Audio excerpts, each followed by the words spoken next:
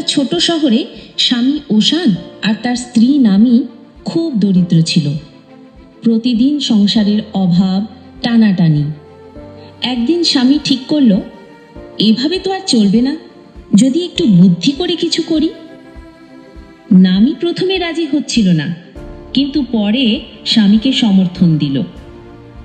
তারা অনেক দিন ধরে পাশের এক ধনী মহিলার বাসা লক্ষ্য করছিল। মহিলা একা থাকতেন আর আলমারিতে সোনার গহনা জমিয়ে রাখতেন।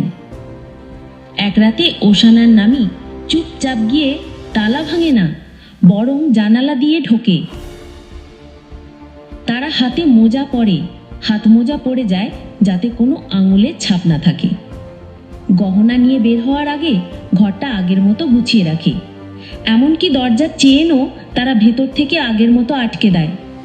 পরদিন মহিলা বুঝতেই পারেননি প্রথমে যে চুরি হয়েছে। কেবল আলমারি খুলে দেখলেন গহনা নেই। পুলিশ এলেও কোনো প্রমাণ পায়নি, না ভাঙা দরজা, না কোনো ছাপ। চারপাশের লোকজনও কিছু টের পায়নি। সবাই অবাক হয়ে গেল, যেন গহনা হাওয়ায় মিলিয়ে গেছে। আর ধনী মহিলাটি অনেক কষ্ট পেল। আর ধনী মহিলাটি সব সময় চিন্তায় ও মন মরা হয়ে থাকতে লাগলো।